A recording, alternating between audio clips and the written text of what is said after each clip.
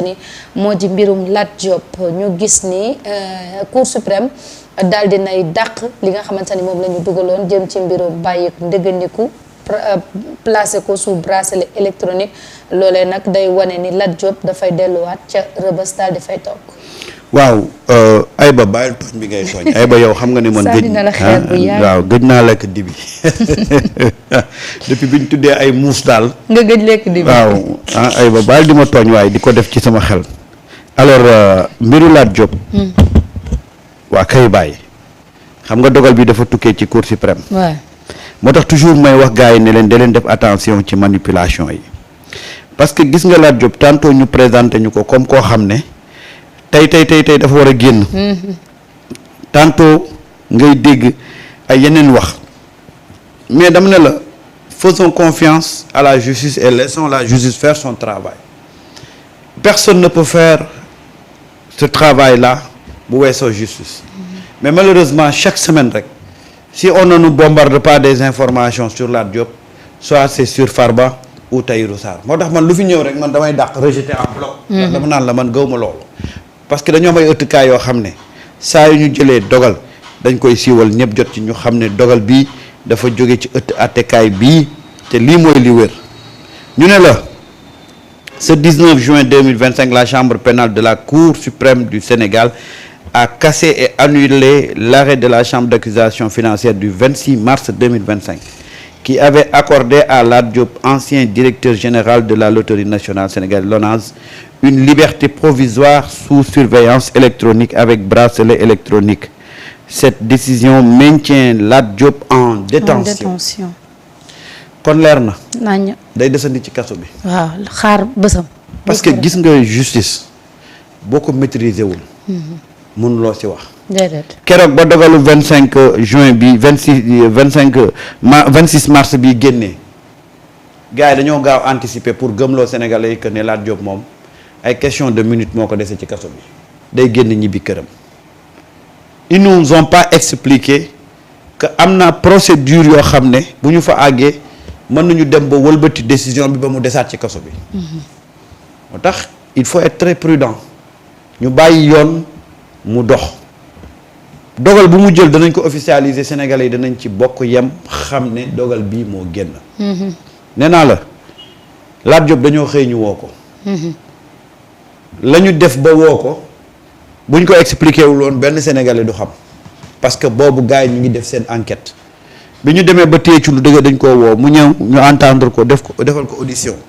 présenter ko au juge mu dóor ko mandat de dépôt mu nekk fa boobu ba tey. te moom Lat lii benn la ci dossier te du sax dossier ndax affaire privée la woon. waaw fi mu ne nii nag laalaguñu sax lu jëm ci gestion ca LONASE. moo tax ma ne la. foofu moom duggaguñ fa. voilà moo tax ma ne la gis nga bul xëy mu ko gis journaux yi génnee ndoor ne diw génn na rek ba nga jàpp ne diw génn na. parce que ñii ñu ci bari du benn du ñaar du ñetti dossier te seeni dossier c'est tellement compliqué que. instruction yi du ay instruction yoo xam ne dañ koy tafañ déedéet mais malheureusement y a certains médias qui jouent le rôle de c'est-à-dire que ñun ñoo lay nekkal ci biti ñoo lay plaider ñooy fexe ba nga génn. tu as vu l'histoire de Farba Ngom hier.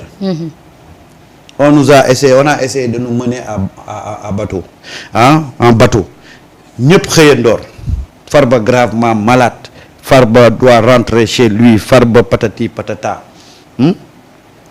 te gis nga le soir. qu'est-ce qu'on a tiré comme conclusion sax mu ngi koy fàttali ak ministère des sports. waaw tamit bu ñu fàtte ni moom Lat Diop jaar na foofu.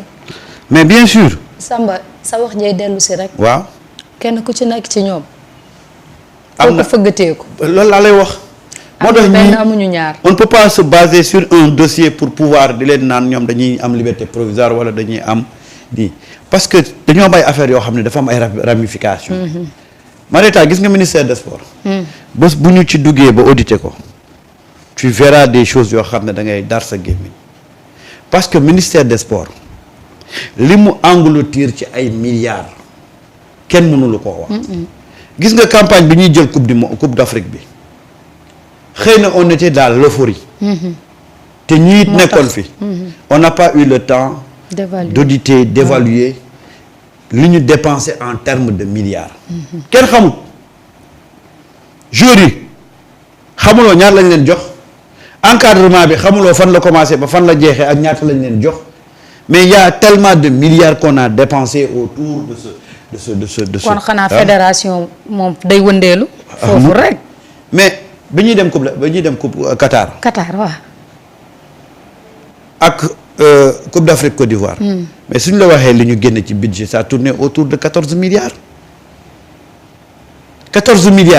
ñaata compétition lañ def Côte d'Ivoire ñaata compétition lañ def Qatar 4 suma juum voilà est-ce que jusqu'ici rendre nañ ñu compte ci xaalis présenter nañ ñu bilan ci comment ce budget-là a été dépensé gars yi nañu bàyyi caaxaan nekkatuñu ci ère boo xam ne le média mooy jël la place de l'avocat wala du juge loolu weesu nañ période boobu fi mu nekk nii les gens n'ont qu'à laisser la justice faire son travail chaque dossier la ca war a am moo cay am ñu publier ko de façon officielle nit ñi tirer ci seeni ay conclusions mais vouloir coûte que coûte manipuler wala mettre la pression sur la justice pour yaakaar ne yooyu doon dox mu ngi dox ba tey c'est mal connaître maintenant comment fonctionne la justice li fi amoon amatu fi te man nag j'ai tellement envie dama yàkkamti ñu génne le dossier du ministère des sports adeta Coupe d'Afrique yi ñu jàll nii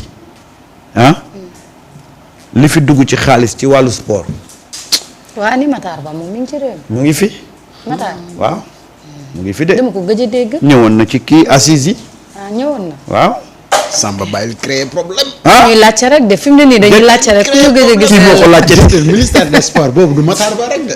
déedéet man maa ko laajte dama kii ko moo ko gëj a gis pëtëxal ci biir fàtte na gars yi suppi nañ fa bureau ministre bi à combien de millions. man kii moo laajte waaw ba tiggal réew lan ngay def suñu émission bi nii fii bëgg ko génn. ah non mais dëgg ngeen comprendre ko de doomu buur géwél la. dañuy laajte rek foofu man dama ko gëj a gis rek moo tax ma koy laajte mais waxuma dara mais toog moom sëñ Matar. waaw foog naa mu ngi dund de. mais fu ñu duggee ministre des sports dugg fa fédération ah dëkk bi dina yëngu de li fédération ci mais kanam toog balaa ñoo sori ci kanam doo wuli gët mais may la toog nañu waxaat ci suñu ndaw soosu waay gañ Siri Fall bien sûr. mooy xale bu jigéen bi ñu jàpp waaw mu ngi bëgg a yàgg kaso waaw. te wax dëgg fa yàlla boo dégloo ay seede déglu ay contribution vraiment nit koo xam ne la topp ma bàyyi la nga nuyoo nga maa ngi jégalu dafa mel ni dafa commencé fay ay kaas yu mu tojul de. vraiment loolu dinañ si ñëw léegi. Inch'Allah. maa ngi nuyu les internautes de Sunugal 24 di nuyu ñëpp di leen ziara di ziare kullu internaute bu Sunugal 24 sama xaritu bopp bi Ibrahima Khalilou Alioune maa ngi lay nuyu bu baax di nuyu Ayba ak suñu yaay ji noonu nga koy woowee de Adalaye. Adalaye sama yaay ji Laay Maxtaar mi ngi koy donc sa yaay ji Adalaye. dama bëri yaay nag ci cat bi de ak Fatou Fambodj sama cousine la moom wax dëgg na xel la ñu ngi ziare ñëpp ñi nga xamante ni dañuy bàyyi xel saa su ne surtout rawatina émission bi nga xamante ni c'est un rendez-vous quotidien bu ñu def tous les jours à 14h di indi suñu xalaat ci li nga xamante ni moom moo xew ci penc mi jéem ko def it kéemtalaayu ci li nga xamante ni moom la ñu gisee te jàpp ne loolu suñu devoir la pour ñu def contribution boobu donc ñu ngi nuyu ñëpp. kii di ma wax retard tardé wu ma de. la ca suuf laa bëggul kenn xam. seen naa leen ñu ngi doon wax léegi ci mbirum Lat Diop mi nga xam ne fi mu ne nii nag day delluwaat kaso ndax Cour suprême bañ na li nga xamante ne moom la ñu dugaloon ci ay mbiram ngir mu am ab bàyyeeg ndëgëniku boo xam ne dañ koy placer sous bracelet électronique day wane ni rek moom Lat dafay delluwaat Rebeuss xaaraat beneen bés. waaw loolu mooy ndogal li nga xamante ni moom la ñu xam le tey. waaye boo gisee la nga xamante ni moom moo am. da ngay doon jàpp ne demande de liberté provisoire boobu wala sous caution boobu noonu sous bracelet électronique mënoon na bañ a ñàkk. parce que tout simplement dafa am ñaari articles yoo xamante ni dama jàpp ne parfois gars yi duñu ko lire mais xam nga l'avocat moom il continue à faire des actions pour plus gagner de l'argent parce que il est dans son business article 140 ak 141 bu code pénal bi moom mooy définir le pourquoi ñu téye nit en détention bu fekkee ni yow da nga war a influencer sur les potentiels témoins ñi nga xamante ni dañuy témoigner ci dossier boobu noonu mais du ñu bëgg nga am ak ñoom benn contact. loolu moom mooy mën na waral ñu téye la en détention wala ñu def la sous mandat de dépôt. alors bu fekkee ni yow tey tu es en détention ci benn mbir moo xamante ni mbirum xaalis la bu bëri. mais ramification yi également xaw a compliqué xaw a complexe. et que sa liberté wala nga nekk ci biti di mën a manœuvrer mën na tax nga supprimer wala écraser ay preuves yu nga xamante ni day compromettre enquête ki yore dossier bi mais naturellement kooku du la bàyyi nga génn. et ci yenn condition la war a bàyyi nga génn parce que bu fekkee ni la taxoon mu mettre la mandat de dépôt ba léegi. mu ngi exister mais y a pas de raison de te mettre en liberté. D'autant plus que xamaluñ la dossier médical moo xamante ni dañuy wax ne sa maladie dafa grave et li nga xamante ni moom mooy dossier bi fi mu toll mënuñu la wax ne war nga ci mën a bañ ñàkk def benn influence bi wala mën nga détruire yenn preuves yi et cetera tout cela dépend donc du juge et que juge bi moom mooy juger ndax. jar na yow mu bàyyi la ci biti. wala jarul nga bàyyi man nag naa leen bàyyi di leen xelal parce que depuis ma xelal leen nañuy demander Ismaïla ba léegi ñoom ñëpp dañuy demander Ismaïla. mais Ismaïla est-ce que ñëpp ko mën a am. dama gis depuis boobu ba léegi ñoom seen stratégie yëpp léegi nekkatul ci liberté provisoire mais demander Ismaïla la mooy ok tëj leen ma waaye takkal leen ma bracelet bi ngeen bàyyi ma sama kër ma mën a lijjanti yenn yi nga xamante ni. c'est-à-dire le problème fondamental donc bi ñu am aujourd'hui mooy incarcération nu ñu tuddati seen détention yi nga xamante ni moom la ñu am foofee ca Rebeuss wala maison d'arrêt et de correction bu mu mënti doon. alors aujourd'hui tu te soucies ci détention boobu nga am mais démb bi fi dara di xew. mosoo woon am benn souci wala benn inquiétude ci ñi nga xamante ni dañ leen doon jàpp arbitrairement. ben au contraire yow yaa doon toog di jël say plateau wala di def say conférence de presse di leen saaga di leen wax ci ñaaw di leen essayer noo xamante ni da nga leen di enfoncer et boo sañoon yow bu nekkoon sa souhait ñu téye leen en détention à vie yéene boobu nga amoon dëmb yàlla fay la sa yéene boobu noonu waaw nga nangu ne boo demee nga toog ne man de yéene bii dama ko amoon ci diw ak diw ak diw yàlla man la wàccee ndogal bi nga war ci mën a jàng lu bari nag jàng ne wala Njaay da doon wax yéene néeg la borom a ciy fanaan man nag lii am na ñu ma ko yéene woon waaye tey man maa fanaan ci néeg bu ëllëgee su may yéene nit naa ko yéene lu baax loolu c'est un. deuxièmement mooy buñ la joxee xaalisu askan nga xam ne lii askan wi moo ko moom mais loo moomul nga bàyyi ko fa. à quel que soit la nit war a mën a proposer fii nii y a pas de corrupteur bi mu ngi taxawaalu wala corrompu bi moo nekk fii et d'ailleurs man je suis pas pour sax ko corrompu bi nekk ci biir corrupteur bi nekk ci biti ñoom ñaar ñëpp waroon nekk ci biir ñu war a xam ne c'est des choses yu nga xamante ni à ne jamais faire. et aujourd'hui bu ñu koy bàyyi di ko def liberté wala ñu place ko sous bracelet électronique lan la juge bi di teg suñu loxo le pourquoi lan moo koy justifier. kenn xam. ñun moom après moom lañ koy laaj. parce que dafa feebar comme. bu fekkoon juge bi bañu non bu juge bi bañu woon bu doon cour suprême rejeté wu ko woon. après ñun dañ leen di laaj ci yan condition la ñu war a takkalee waa ji bracelet électronique. parce que après ils vont me dire oui c'est comme le cas de Ismaïla Madior mais c'est pas pareil c'est vraiment pas pareil fu ne l'argent n'est pas consommé. tentative de corruption la dem lante nañ dugalante mais kenn lekkul xaalisu kenn mais fii xaalisu askan wi lañ la wax ne lii dafa waroon dem ci askan wi mais yéen da ngeen ko jël au-delà de la corruption mais il y a détournement également de l'argent et que argent boobu noonu argent contribuable bi la donc c'est des deniers publics alors yow ñu la toppee loolu après nga bëgg a ñëw méngale sa bos ak beneen bu nga xamante ni corruption la mais indirectement yaa ngi ñuy wax ne nangu nga ne yow dañ la corrompre et pourtant dans la défense ñoom dañu bañoon que ni corrompre ñu ko paradoxe commencé na am de. wala gisoo leen ne am na paradoxe. bu mag sax. fa la nangoo woon ne dañ laa corrompre yaa ngi ko mos a taxaw di ko wetti.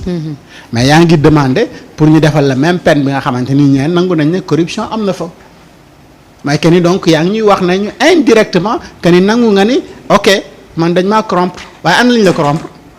kenn gisu ko. mais xaalis boobu ne c'est l'argent du contribuable. bu fekkee ne nangu nga ne dañ la corrompre bay demander ñu defal la peine comme ku ñu pas peine mais ñu teg la dans les mêmes conditions que ñi nga xamante ni dañ leen toppee corruption alors que nangu woo génnee xaalisu corruption bi et que loolu bu ñu ci toppee yaa ngi def détournement de deniers publics donc dans ce pays là il faut que gars yi di jéem a jàng un peu tout petit peu di sérieux waaw loolu nag nuyoo la woon rek maa ngi ziare ñëpp. ay mbirum dafa compliqué sax nag. kan noonu. Lat.